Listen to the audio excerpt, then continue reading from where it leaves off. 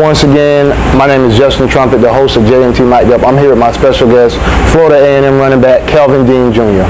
Thanks for having me. I'm excited to be here. So Kelvin, we'll just kick things right off, my guy. So you're from Chipley, Florida. What was the experience like for you growing up in Chipley? Coming up in Chipley, it's really a small area. We had a few people to look up to, though. It was always one or two special athletes that was coming up every 5 or so years. So the person I looked up to was Trent Forrest. He was a big-time basketball player, went to Florida State, is now in the league. So it was hard. It was small, no exposure. You know, you had to kind of go to bigger cities and go to a lot of camps to be on 7-on-7 teams. So it was difficult, but you know, we made a way. There's a lot of people that found a way out of there. So with that being said, you know, coming from a small town, you know, not really having a lot of sports figures to really look up to, like you said, former Florida State guard Trent Forrest was able to, you know, make it out and go to the NBA and be that shining light for you guys to be able to look up with. So with all that being said, how did you get like introduced to the game of football? I was 5 or 6 actually. My brother, he would always take me out in the yard, put a football in my hand, teach me how to carry it. Eventually I started playing with the older kids. I was 5 or 6 playing with the 7 and 8 team. I was just playing up and getting tougher for the competition I would have to face in the future. And I just went all through Pee Wee, middle school. I was a running back, quarterback, athlete. So I kind of decided at a young age that football was what I wanted to do. What led to you what led to the move in the position from you, you know, being a quarterback coming up and then, you know, ultimately, you know, transforming into like a running back? Well, honestly, I was a quarterback who was a wildcat. I never really threw the ball. I was like, okay, I can fit in. All I got to do is put my hands on my knees. They can hand it to me. I can score like that. Okay. And I saw I had a lot of vision. I could make things happen with the ball. So I made that change pretty early. So I've probably been playing running back for the majority of my career. We're in Tallahassee, Florida right now, Florida A&M University. Prior to this, you know, you started at Rickards High School over here in Tallahassee for a couple of years. You know, you played there.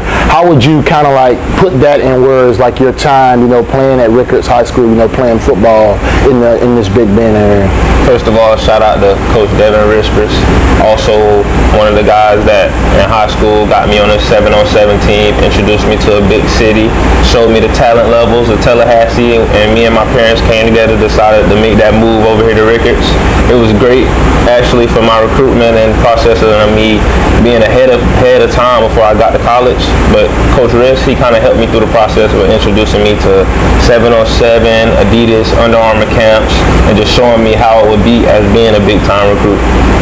So you mentioned, you know, you guys made the pivot over here to Tallahassee, Florida. You know, you played football over here for Rickards High School, and you know it was a bigger market. You know, it brought more exposure to you from a football perspective of attending camps. You know, attending camps ran by the big brands, Adidas, Nike, all of those things. You know, playing against better competition because it's a bigger city, it's a bigger market.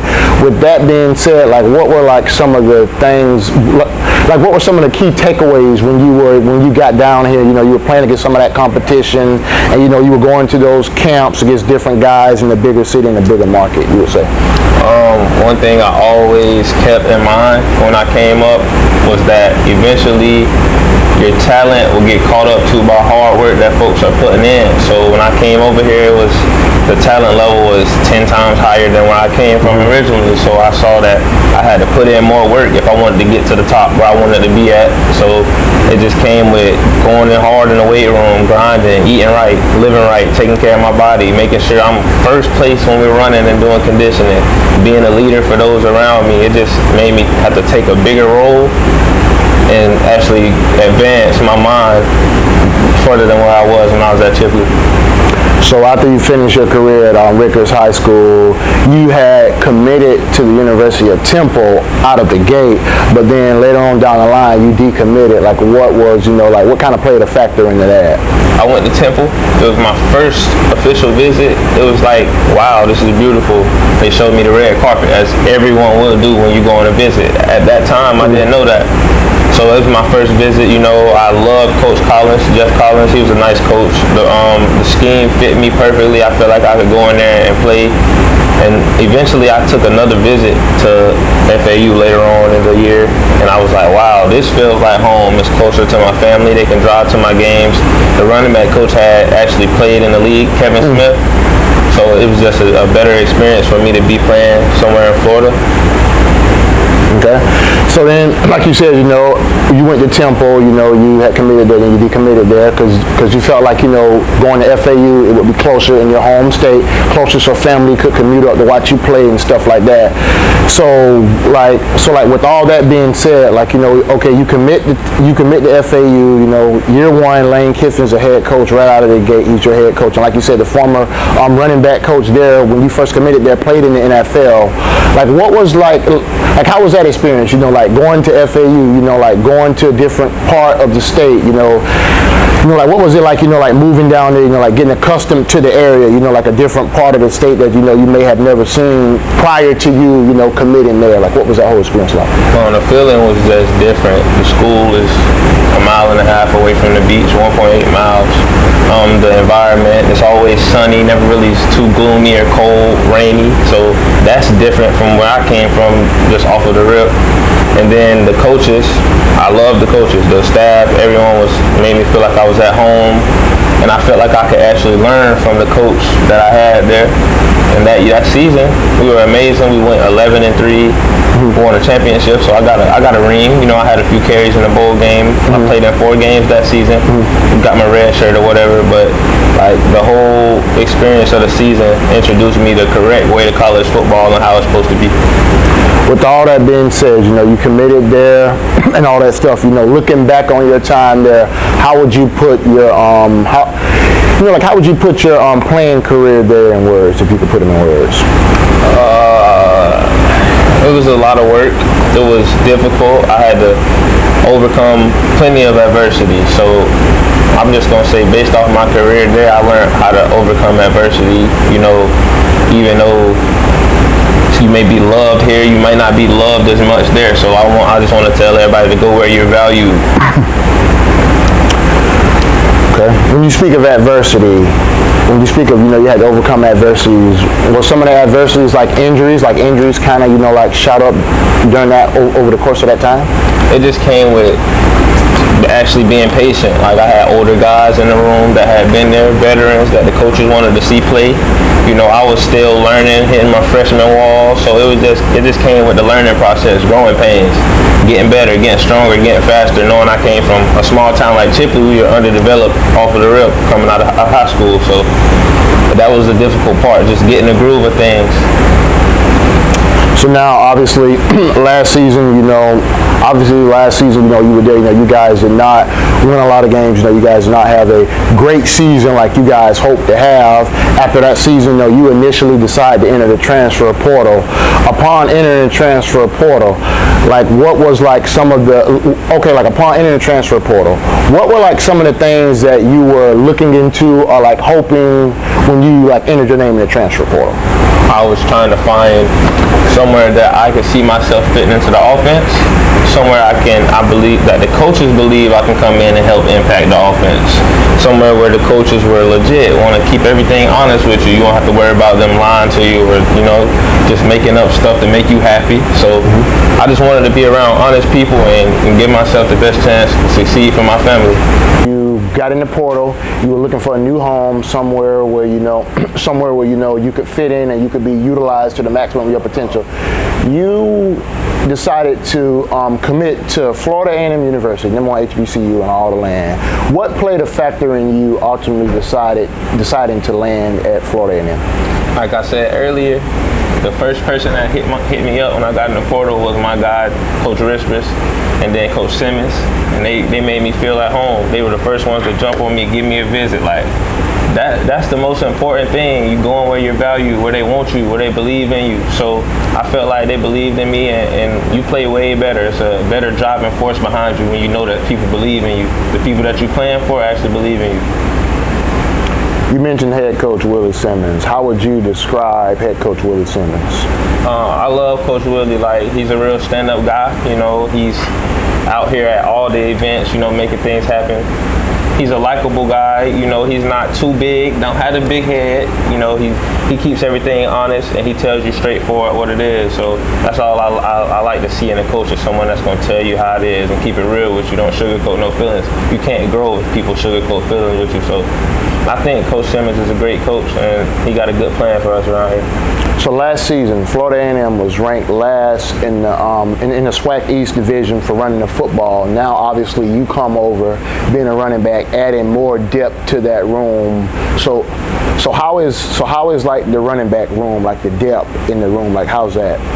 I think we are deep. We got a few vets, a few young guys that can also make plays. Like, we got a guy named Terrell Jennings. We got also a transfer named Jacquez Yant. So, like, I feel like we made the room way deeper. You know, it's like we can all just match each other's energy. I don't feel like if one running back comes out and the next one comes in, it'll be any drop-off. I think that we all going to make each other elevate even more throughout the season. And the depth that I added, I feel like I can make people miss. You know, it's different elements to everyone's game in the room, so you won't get the same thing out of anyone in there. That's what I was going to ask you about.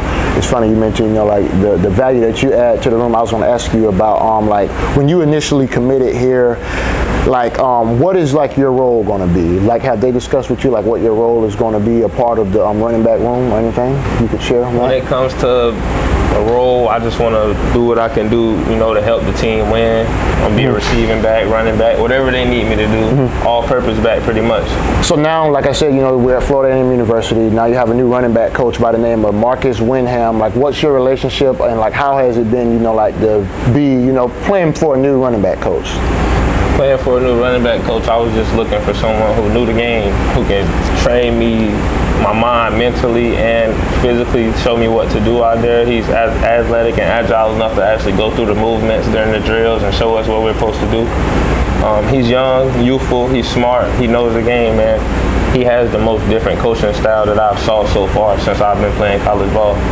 We're in off season right now. Like, how hard, like how has the off season workouts and stuff been for you right now? It's been really good. Like, I've been able to gain weight, keep a lot of weight. Like, I'm feeling bigger, I'm feeling faster, I'm feeling stronger. So I can say this has been a super productive off season. Heading into the first game of the season, obviously, you know, we all know what the hype is around that game, and you know the implications on what that game will ultimately, you know, mean. You know, so like, what are like the expectations for you and you guys as a team? You know, heading in that first game to open up the season right out of the gate in the Orange Blossom Classic game. The first game, you know, we played Jackson State. So when you see what happened last year, this year we trying to come out and flip the scoreboard around. So that's all I gotta say. I ain't gonna say too much, but we just trying to come out and flip the scoreboard around. Into who you are outside of football. So why do you play the game of football? I love the game of football, which is why I play it, and I felt like it was a way out for me. Like, it's a lot of people that didn't make it out where I'm from, so it's a way out for me. I was talented enough to make it. I can feed my family, make sure my mom ain't gotta work, and it's a saying called retire mom, so that's what I'm trying to do. Who hardest obstacle you face as a young man? For me, it's just beating the odds. Like, everyone I knew was great enough to make it and got stuck at home with grades or just not enough family support behind them. So for me, I had to beat the odds. I'm the first person in my family to make it to college, so that's a huge step. I'm trying to break generational curses and create generational wealth for my future kids. What impact has God had on you as a person? As a person, God has had a huge impact on my life. I'm all but thankful for Him. Everything He's done for me is just, I can't stop thanking Him, actually. My grandmother is a preacher and my aunt is a preacher. My dad gets up in front of the churches and gives testimonies. Like, he's a known man in the church in my community. So church has played, and God has played a huge impact in my life. Who are you without the game of football? Without the game of football, I am a business owner and a businessman. I own a brand, Cultureless Clothing. If you can see that I'm wearing that right now. Shout out to the brand. Shout out to my brother Tyreek Tisdale. You know, he owner of the business. Shout out to all the people that support the brand and the driving forces in the background that nobody sees. And yeah, I'm a business owner and I'm just a businessman. When you mentioned that you own a business clothing brand called Cultureless Clothing. How did that come about? Like the brand, the name. How did that come about? About 4 years ago, 2019, one of my friends, he had a business. Me and him kind of came together, and he didn't really want to continue with the business. He was like, here, just do what you want to do with it. So I took over. I wasn't going to let the business fail. I got to college, I met one of my teammates that had the same mindset as me. So it was just all about seeing the vision for us. And we still seeing that vision every day, trying to push this thing forward. But how it came about was I always had a passion for fashion. I love dressing. So why not make clothes that I can wear and increase my fashion and increase others at the same time? What's the meaning behind it? Behind the brand? Like, what's the meaning? We call it Dare to Be Different. So it's people that set trends every day. Why not dare to be different? Why not step outside your comfort zone and do something different? Don't be the same. Don't be original. Create your own trend. So that's what the meaning behind our business is. We're trendsetters. We want to create our own trend. What's the best piece of advice you ever received? The best piece of advice that I ever received? The people around you are all you got. It was a saying at FAU that we're all we got. And I'm sure they say that out here. It was called Famu. So that comes in the same thing, when saying we all we got, just know the people around you it's not that everyone's hating, but the people around you are the ones who want to see you succeed almost as bad as they want themselves to succeed. So keep the close ones close and keep your enemies closer, because they could always be, plotting to do anything wrong towards you. What are the expectations for you this season? Like, what are you hoping to get out of this upcoming season? This season, I'm hoping to put my name on the map. I'm trying to have a lot of yards. I'm trying to have a lot of touchdowns. I want this season to be super successful for the whole program. NFL scouts come and look at teams that win. So we want to create this. We already have a winning culture, but we want to take it up another step. So we want to win the championship. We want to get rings, be playing on national TV so that they can see us, get viewership, and bring attention to not just myself, but all the other talent that's out here at HBCUs and at my school personally. What has I got a good one right here. What has experience been like from you? Going from a PWI to now attending an HBCU. Like, what has the culture or the atmosphere? Or what are some of the differences? Like, what has it been like? What has the move been like? The culture is just different. You don't feel out of place. The love is different.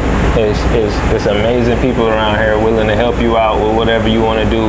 It's a lot of different folks like me that can help me grow my brand or have the same interests that I have. So just the jump is just the culture part and the love that the coaches have for you. I know it's a business, but the coaches here treat you like you their kids. They love you to death, make sure you succeed. So that's just a big difference for me. So it's kind of like that Southern hospitality, family environment. That's definitely. Okay. Let's see. Throw something else in there. Yeah, I'll throw something else in there. When you were growing up, playing running back, who were some players that you kind of I guess what I would say, looked up to playing the position, or modeled your game after, or took bits and pieces from? I modeled my game after Alvin Kamara's, Christian McCaffrey's, Barry Sanders, backs that my size, about 5'11", 6 foot, 5'10", 205, 210, backs like me that can move, that can also hit it downhill when you need it. It's a different type of back for every situation, and I feel like those backs I named can be used for any situation. So that's the type of back I feel like I am. I can be used for most situations. Yeah, those are great backs. Like you say, McCaffrey and Alvin Kamara, backs that can run down the field and can also catch the ball out of the backfield too as well. The last question we're going to ask, with everything considering about what's all, you know, transpired, you know, in the past, you know, playing football, you know, going to a PWI, you know, things not ultimately working out the way that you thought they would work out to you know, initially you getting in the transfer portal. Now you're at a new home somewhere where they appreciate you, you know, where you're going to get back to work and hit the ground running. With that being said, what would be some words of wisdoms or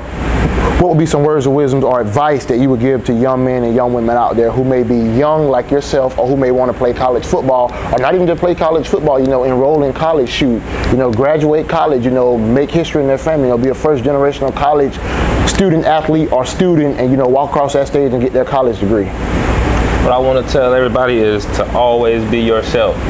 Trust the plan and trust the process that God has put forth for you. Stay with your vision and keep your eyes locked in on your vision. Don't ever give up, because it's going to be a lot of adversity that you're going to face. It's going to be a lot of ups and downs, but always remember, the Lord gives his toughest battles to his strongest warriors.